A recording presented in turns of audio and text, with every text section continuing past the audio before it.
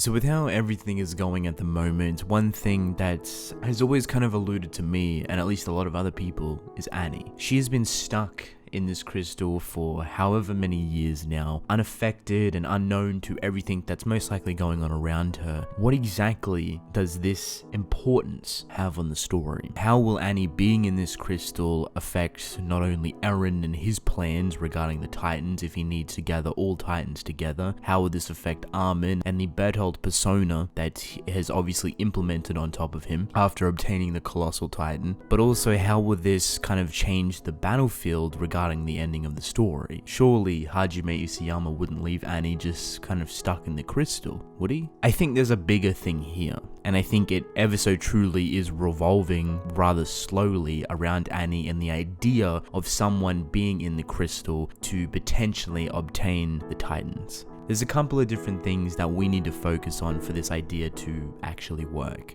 I guess the biggest one would be, what is Eren trying to do that differs his plan from Zeke's? We obviously know Zeke's euthanasia plan, but there's something obviously in play that doesn't fit right. It doesn't sit well, and if you have spoiled yourself to the final panel of the story, then you'd know that the euthanasia plan to the extent is not as easy as it actually seems. With that being said, Eren must have something up his sleeve. And when I say Eren, I also mean the identities and the ideologies and the personas that he is also harboring thanks to the Titans that are inhibiting inside of him as they kind of progress over to the next user in a emotional and mentality based product. This can affect the user heavily, and I wouldn't be surprised, even though people underestimate Eren right now, that he is capable of doing extremely far more vicious things, not on his own accord, but because of the ideologies and the mentalities that are kind of conflicting with one another inside of him. Up to a certain point, he was pro-Eldia. He only had Eldian Titans with Eldian ideologies inside of him. But as of recently, he obtained the Warhammer Titan, and since then everything has kind of changed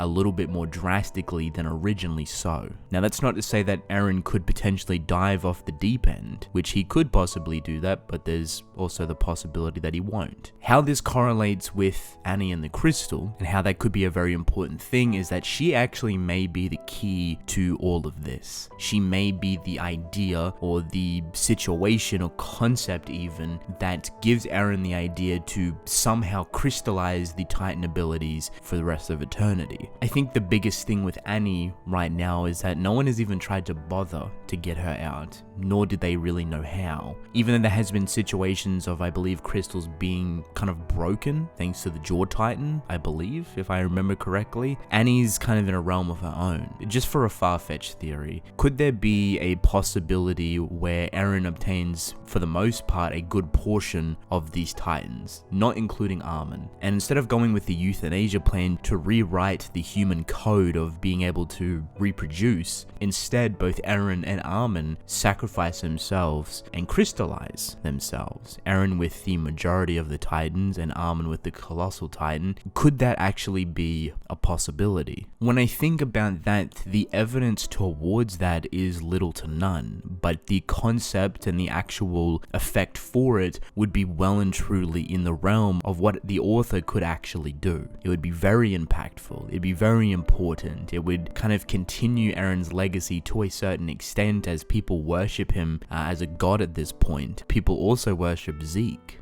Annie can be crystallized for so many years and not technically be killed. Could they just stay in this crystal forever? And if you kind of crystallize all the Titans, is it even possible to break through that crystal with man-made product? I guess in the future they'd find ways to do it, but as of now, maybe that is their only hope. The euthanasia plan is a very big drawback. It's basically stipulating and destroying Eldia at its base core. No Eldians will be able to reproduce, and the only living bloodline would technically be Historia, but even so, I don't know if the euthanasia plan takes into consideration that child. Does it kind of continue like a curse for everyone that has any sort of Eldian blood in them, or does it just kind of take into effect the people that are alive now? And then the child is born, and that is like a one-way ticket to all of that. But even then, that's kind of counterproductive, don't you think? Because then wouldn't the Titans ultimately be transferred over to that bloodline specifically? Almost narrowing down the idea of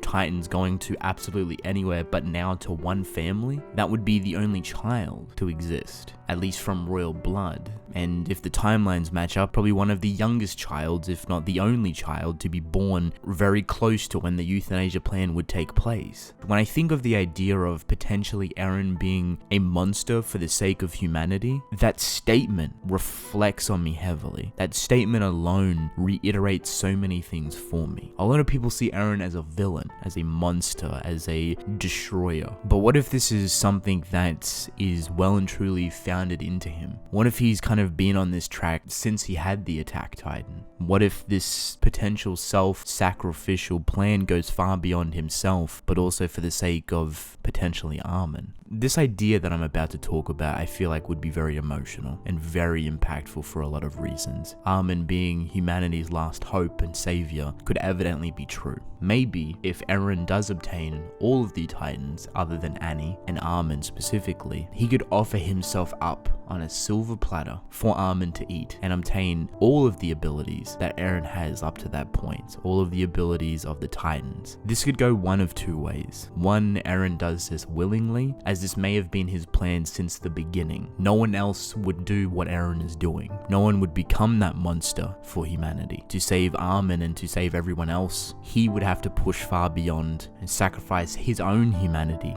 for the betterment of everyone else. To then ultimately offer himself up to Armin willingly, so Armin could take all of the abilities and seal himself away. Then the savior of humanity would not be Eren, someone that is depicted as a destroyer, someone that is depicted as a monster, but Armin, humanity's last hope. A self-sacrificial role for both Eren and Armin on two completely different playing fields. The other hand of that is a more destructive manner. Eren obtains a majority of the Titans and starts to lose control. His mind starts to split more and more, and he starts to become a lot more aggressive. Kind of loses sight of what he truly was and what he truly was trying to do. And the only person that I think would be beneficial to putting him down and be very impactful to not only the characters, the world, the story, a fight between Armin and Mikasa, maybe Levi, versing Eren. Someone that has now lost control and is trying his best to regain it, but the only way that you can stop him is by killing him. Could you imagine Armin having to kill his best friend? Could you imagine finding out from the memories that he gains from Eren that this whole plan, this whole situation, this whole concept that Eren put himself through was so that no one else would have to.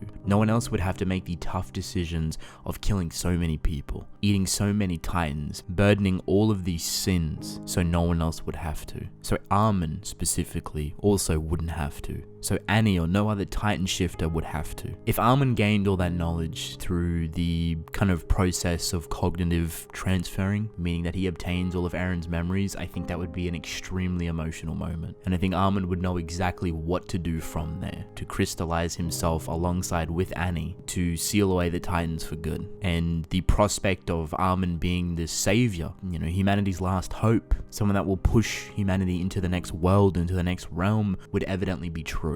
Everyone would be freed. The Titan curse is sealed away completely and the euthanasia plan is gone. People are free to live. The race war dwindles down but still rages on. And yet here we are at the end of the story with now only two Titans sealed away, Armin and Annie. The prospect of the future and the prospect of Eren and Armin and their sacrifices to the story, I think, would be tremendous. And this all kind of stems from the idea that Annie is the segue for it. She is the idea. She is the concept that could potentially become a finalized reality. Whatever Hajime Isayama is planning, I'm sure it's going to be extremely emotional and extremely impactful. And what I've just talked about definitely would be an interesting situation, that's for sure. But I guess we'll just have to wait and see. So with that being said, that is basically it. Let me know what you guys think about this whole situation with Armin, Eren, Annie, and the crystal. The idea of sealing the Titans away for good, even though war will be raged on for the longest of time over those crystals, I think it would be a very interesting way to finish off the story without having the Titan abilities magically disappear. But we'll have to wait and see.